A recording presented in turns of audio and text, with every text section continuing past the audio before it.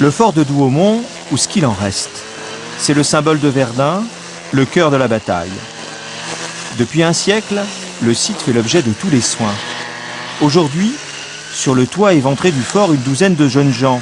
Ils sont en insertion professionnelle, tous gérés par une association publique, sous l'œil vigilant de Monsieur Lefebvre, le chef de chantier. Vous allez me faire le tour du piquet de fer, et le fil, il faut qu'il vienne taper tout doucement, là.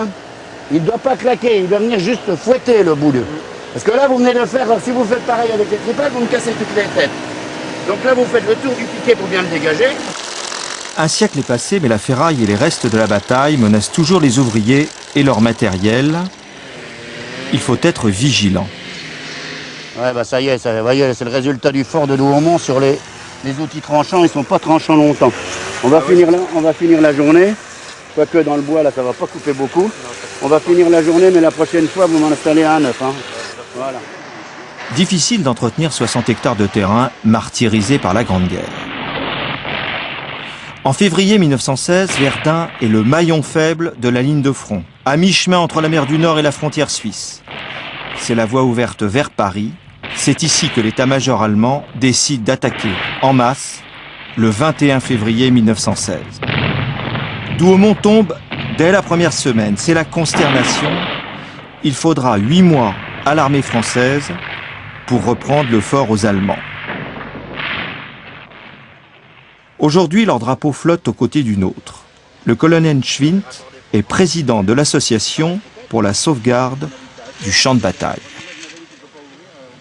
Pendant 300 jours, l'enjeu, c'est de reprendre ses buts. C'est de gagner 10 mètres de terrain, 20 mètres de terrain, et le lendemain, on recule et on avance. Pendant ces 300 jours, la bataille est restée stabilisée, a stagné sur ce morceau de terrain. Elle a servi à rien, alors? C'est ce qu'on dit. Qu'est-ce que vous en pensez, vous? Je pense que tous ces conflits, il y a eu beaucoup de morts pour peu de choses. Pour mieux saisir la brutalité de ces combats, il faut aussi visiter l'ossuaire de Verdun. Là où pêle-mêle, les débris non identifiables de 130 000 combattants ont été amassés, français et allemands, tous mélangés, fracassés. À l'intérieur de la nécropole, le président de l'ossuaire, le colonel Boissé, veille au strict respect de ces lieux. Faire du silence. Peine perdue. Le visiteur ne sait plus trop où il se trouve, s'il faut être discret ou pas en ce site, mi-sanctuaire, mi-lieu d'exposition, même si le colonel, lui, n'a aucun doute sur la question. C'est un ossuaire. C'est un ossuaire. C'est là qu'il faut respecter le lieu, qui a une signification bien précise et donc quelque chose de touristique.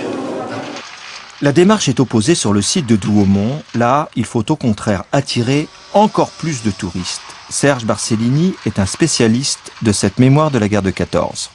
Les scolaires qui doivent venir, les enfants qui viennent avec leurs parents, Comme cela, là. et vous en avez ici, ils doivent pouvoir voir sur le champ de bataille de Verdun des tranchées en même temps que les forts. Et si nous ne voyons plus de tranchées aujourd'hui, c'est simplement que ce terrain a été tellement bombardé, labouré, détruit, qu'il n'y a plus que des traces de tranchées. Et ici, dans un an, le visiteur qui viendra découvrira véritablement une tranchée et il pourra comprendre ce qui a été l'histoire du site. Derrière le fort, dans la broussaille, de nouveau des gens en réinsertion professionnelle. Plus âgés cette fois-ci. Et toujours ces problèmes de ferraille rencontrés sur le champ de bataille. Vous venez de le trouver? Ouais. Mais c'est quoi ça? Le vétéran, c'est André. Il est là depuis 2 ans. Bon, faites attention, on croit que c'est les branches, et puis en fin de compte, ping, hop, Il y a un filetage, je ne sais pas si c'est une partie d'obus ou si c'est une partie mécanique. je peux pas lire. Je vais vous dire franchement, j'en sais rien. À Mais votre non. avis? Mais je sais même pas pourquoi il y a plus de cul. André était passé par une difficile période de chômage. Ma foi, j'ai un problème à la main. J'ai eu les doigts greffés. Ah bon? Alors j'ai beau avoir de l'emploi, mais quand je me présente, D'accord. pas de travail. Handicapé, pas de travail. Ces hommes retrouvent donc toute leur dignité sur cet ancien champ de bataille. Au pied du fort de Douaumont, où flotte depuis 2 ans seulement le drapeau allemand, en mémoire aussi de tous leurs combattants.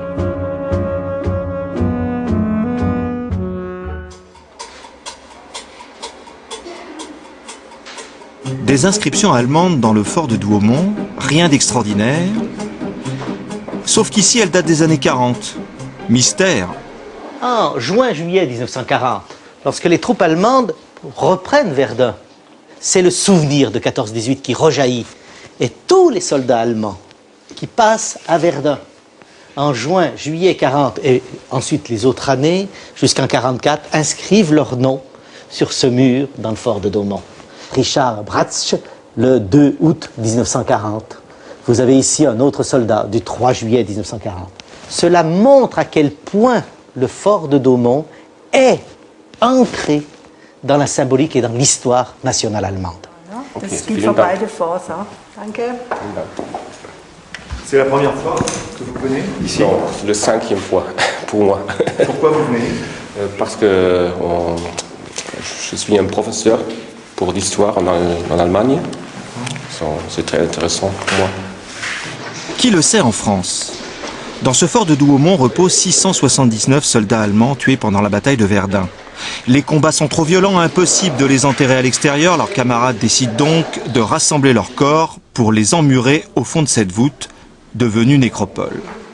Juliette Roy-Prévôt est historienne spécialiste de la mémoire allemande.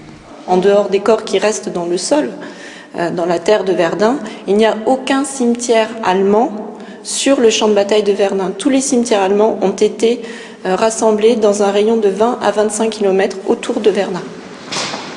Pour notre professeur d'histoire et ses compagnons, tous trois venus de Bavière, en voisins, c'est le temps du recueillement. Génération après génération, la même émotion. Le fort est aussi une étrange caverne pour de plus jeunes visiteurs. Depuis près d'un siècle, sa voûte bombardée laisse filtrer l'eau. Dans les lavabos d'époque tombent des stalactites comme des œuvres d'art. Mais au fond, est-ce que cette guerre intéresse vraiment ces jeunes gens ? Avec l'expérience des guerres qui se passent un peu partout, alors on arrive plus facilement à les sensibiliser à ce sujet-là. Jeunes Allemands, jeunes Français aussi. Certains mis à contribution dès Paris pour le souvenir de la Grande Guerre. Monsieur Michelet est responsable du comité de la Flamme. D'accord. Alors n'oublie pas qu'on dépose, on recule, on observe une petite minute de silence, on salue quelques secondes, quelques secondes. Autrefois, les jours précédant le 11 novembre, les anciens combattants eux-mêmes transféraient la flamme de l'Arc de Triomphe à Verdun. Aujourd'hui, le service est assuré par de jeunes sportifs. C'est le relais de la flamme, direction Verdun, un périple de 350 km en 3 jours et 60 étapes. Dans l'ossuaire de Verdun, toujours sous l'œil vigilant du colonel Boissé, responsable des lieux, une cinquantaine d'élèves, ils viennent d'Épinay, en Seine-Saint-Denis. La France avait à l'époque le Maroc, l'Algérie, la Tunisie, le Sénégal, l'Indochine. Alors on a voulu se rappeler des coloniaux par la mise en place de cette photo que vous avez ici. Monsieur Boussaki, accompagnateur des enfants, est aussi le président d'une association musulmane de la ville. Si leurs arrière-grands-parents ont contribué à la libération de ce pays, ils ont le devoir aujourd'hui de participer à la construction de ce pays, de leur pays. Voilà, c'est une démarche tout à fait républicaine. Nous ne rentrons pas dans les différentes polémiques qui puissent exister, ça ne nous intéresse pas. Survient le vicaire de l'ossuaire. J'ai reçu de la part d'un monsieur de Verdun un carnet ayant appartenu à un poilu avec la marque d'une blessure. Il s'appelait Pinault. Blessure mortelle en fait, en plein cœur, dont on ne sait s'il s'agit d'un éclat ou d'un coup de baïonnette. Près d'un siècle plus tard, ressurgissent toujours ces vestiges du champ de bataille. Des objets précieux comme cette image. Son village, Châtillon-sur-Marne, serré contre lui, par le soldat Pinault jusqu'à la fin.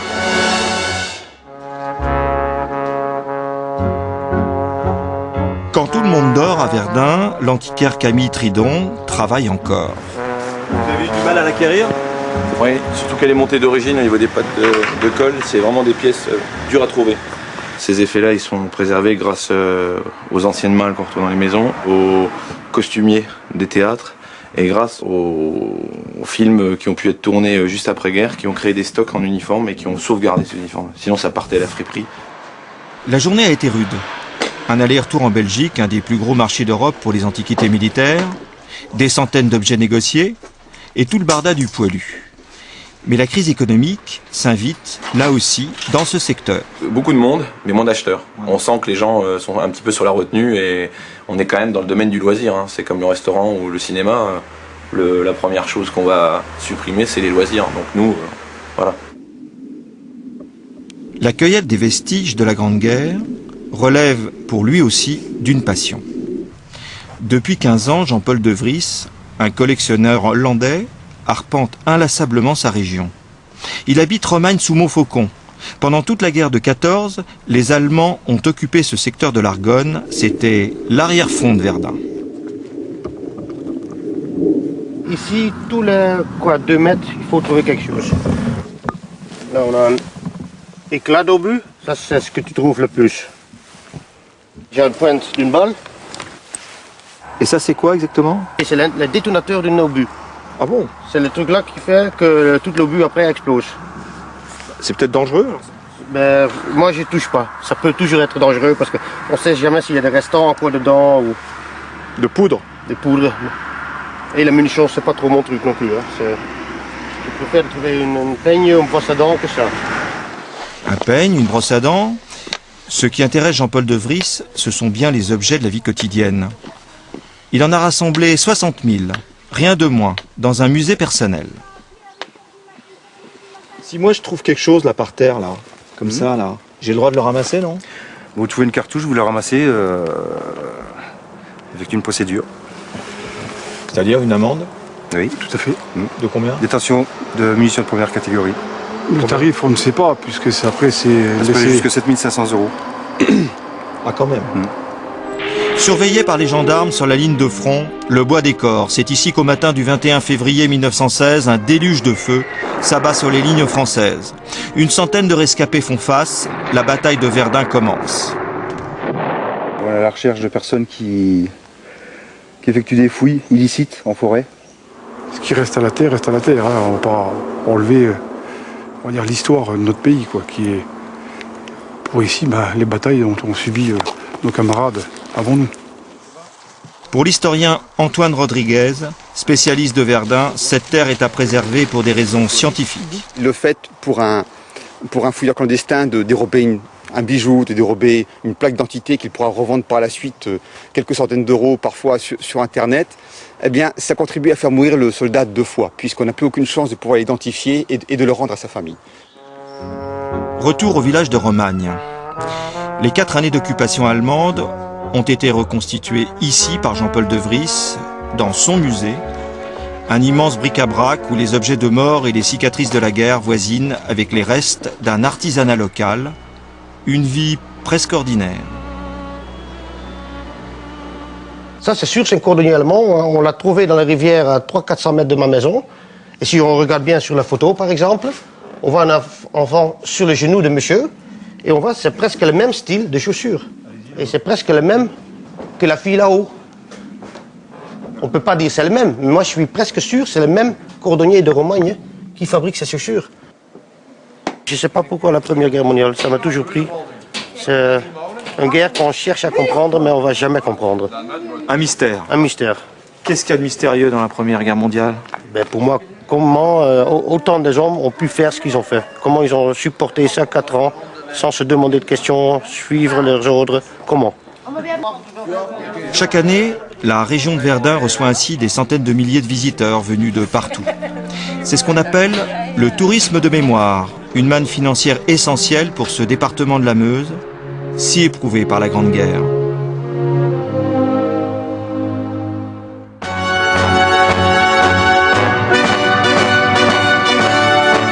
Bauzé-sur-Aire dans la Meuse, kilomètre 300, depuis Paris. Verdun n'est plus bien loin et comme à chacune des 60 étapes, le relais de la flamme s'arrête au pied d'un monument aux morts. Classique, le dépôt de gerbes, la minute de silence, la Marseillaise, les élus locaux. À droite, Monsieur Michelet, le responsable du comité de la flamme. Mais derrière, qui est cet homme, à fière allure? Maurice a pris fait partie de notre équipage, si on peut dire, de ces 30 personnes, depuis le départ, depuis Paris. Et vous êtes de ce bataillon aussi? Ah non, pas du tout. Dans le civil, vous faites autre chose? Je suis retraité des fromageries Belles. Et donc, autant que je peux, je vais dans les cérémonies commémoratives. Le marathon se poursuit. Comme une voisine, Nubécourt, là où est enterré le président Raymond Poincaré. Pour les sportifs, direction l'église. Monsieur le maire, voici la flamme qui a été prélevée à l'Arc de Triomphe le 30 à 10h et qui va rejoindre Verdun ce soir à 18h30. C'est là que se niche le monument aux morts et aux disparus. Disparue aussi cette église de Lorraine, avec l'ensemble du village, englouti par ce qu'on appelle la guerre des mines. Nous sommes à Vauquois, sur le front de Verdun. Pendant tout le conflit, Français et Allemands ont rivalisé d'ingéniosité pour tout faire sauter. Rayée de la carte, cette petite communauté d'avant-guerre. Monsieur Jeanneson est président des Amis de Vauquois. L'église se trouvait dans la direction de Montbras, mais 5-6 mètres plus haut, ça a été volatilisé. La mairie-école se trouvait sur ma gauche. Donc vous voyez, quand les habitants du village sont rentrés après la guerre, ils n'ont même pas retrouvé l'emplacement de leur maison. C'était un paysage lunaire. Oui, donc on organise des visites guidées qui durent 2 heures. Oui, 1914, maintenant les gens ont disparu. Devoir de mémoire, on en parle, mais qu'est-ce qu'il en reste? Donc du coup, peut-être de s'imprégner un petit peu, de savoir ce qui s'est passé et de ressentir peut-être des choses à ces endroits-là, dans ces endroits stratégiques. Duzay, autre endroit stratégique. C'est de ce secteur que partaient les salves allemandes. En feu continu, elles écrasaient les lignes françaises de Verdun. Ces engins monstrueux, montés sur des plateformes de béton, illustrent la violence de la guerre industrielle. Juliette Roy-Prévôt est spécialiste de l'armée allemande. Ici, on est sur un site de l'arrière-front allemand. Et de ce tunnel arrivaient les obus qui servaient à alimenter un énorme canon. Le canon de Duzay qui faisait 38 cm de diamètre. Et ce canon énorme envoyait des projectiles de 750 kg qui arrivaient directement à 30 km d'ici, sur Verdun. Plus insolite, très peu connu, ce site en pleine forêt. Aux côtés de leur canon, un village allemand tout en béton. Les Allemands, finalement, ont voulu reproduire une certaine idée de leur patrie, se rapprocher de leur Heimat, finalement, et donc de leur foyer. Et ils voulaient, finalement, être en guerre, mais avec un certain souci d'esthétisme. Donc on a des bacs à fleurs, on a ces petites mosaïques sur le côté. Depuis bien longtemps, la nature a repris le dessus. De jolies mares installées dans des trous d'obus et tout autour le terrain martyrisé, au pied d'un ouvrage français en pleine zone de combat. L'historien Antoine Rodriguez est un familier de Verdun. Avant la guerre de 14, nous avions ici des champs et des vergers. Et puis la guerre est survenue et les duels d'artillerie ont totalement laminé ces espaces-là, les ont transformés en désert de mort, en un espace lunaire, criblé de centaines de milliers de trous d'obus.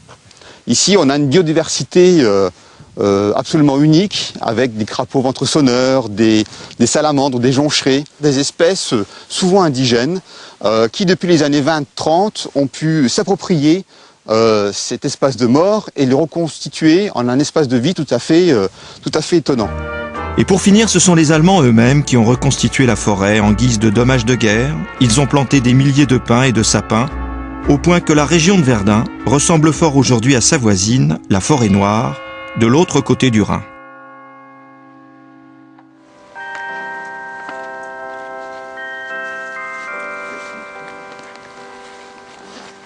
Seule une boîte à musique rappelle ce que la France doit en ces lieux à l'Amérique. Qui le sait? Plus de soldats américains reposent ici près de Verdun que dans les cimetières du débarquement en Normandie. Merci pour votre fidélité pour cette cérémonie, cette petite cérémonie qui date depuis plusieurs années maintenant. C'est super important pour nous. Mais votre but dans Ancien combattant, M. Jean-Marie a beaucoup écrit sur le million de soldats américains engagés en France dans le corps expéditionnaire à la fin de la guerre. L'entrée américaine dans le conflit a permis quand même de mettre fin à cette terrible guerre et nous leur sommes reconnaissants La preuve, dans ce cimetière, 14 246 corps reposent. Et pour nous, ils sont venus pour notre liberté. Notre liberté nous est chère et grâce à eux, merci, nous pouvons en profiter encore à ces jours. Verdun 1916. 300 jours de combat et un bilan. Soldats français et allemands confondus.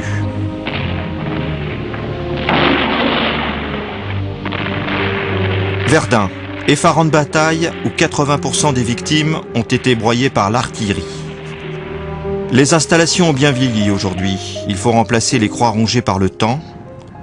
Le colonel Boissé est responsable de l'ossuaire de Verdun. Tout doit être prêt pour le centenaire de la guerre en 2014. Il y a des nouvelles croix qui sont actuellement stockées ici, qui seront mises en place et dont la blancheur sera identique à la blancheur du quartier musulman. Ces croix qui apparemment sont à base de béton ou de ciment, très compressées parce que le grain est très fin, mais dont le poids est assez conséquent. Si vous pouviez les comparer avec les anciennes sont grossières par rapport à celles-ci. Au pied de l'ossuaire, on retrouve aussi Monsieur Lefebvre et André du chantier de réinsertion. Pour André, il n'a même pas le temps de tailler, d'aspirer. Et on utilise les copeaux qui ont été fabriqués au fort de Douaumont. On essaye qu'ils soient polyvalents parce qu'on peut passer de la tronçonneuse une semaine et la semaine d'après, donc on est dans les massifs de fleurs. C'est l'apprentissage sur le terrain. Vous préférez le jardinage ou le débroussaillage? Tout. Tout. J'adore tout. Que ce soit le jardinage, tronçonneuse, débroussailler. J'aime bien, j'ai la main verte, j'aime bien. Les gendarmes, c'est plutôt la main heureuse qu'ils ont eue. La traque aux fouilleurs de vestiges a porté ses fruits. On faisait notre surveillance sur le champ de bataille, on les a vus monter en forêt avec leur appareil en main. Et de là, on s'est, on va dire, camouflé. On a attendu un peu qu'ils soient en action de détecteur et puis on les a pris en flagrant délit. Ils étaient dans un camping-car, c'est ça? Ouais, comme celui ça, qui est derrière? Oui, c'est un peu ça, oui. C'est ce qui est derrière, là? Oui, on va dire ça comme ça. D'accord. Voilà. Ce sont des novices par rapport à des, on va dire, des habitués, quoi. Parce que jamais de la vie, ils auraient eu ça en main en sortant du véhicule. C'est la fin de la journée, l'heure prévue pour l'arrivée du relais de la flamme, sur la Meuse, à Verdun. 329 km en 3 jours depuis Paris. Au monument aux morts, M. Michelet du comité de la flamme, le poilu Maurice, les sportifs, le maire, le préfet, les personnalités locales, nos 2 historiens Juliette et Antoine, le colonel Schwint, président de l'association pour la sauvegarde du champ de bataille. Au-dessus des remparts de cette ville, tant de fois menacée, comme des sentinelles, des éoliennes. Les grandes machineries d'aujourd'hui, symboles de paix et d'énergie nouvelle, en lieu et place de la grosse artillerie d'hier, sur les crêtes de Verdun. C'était en 1916, il y a presque un siècle.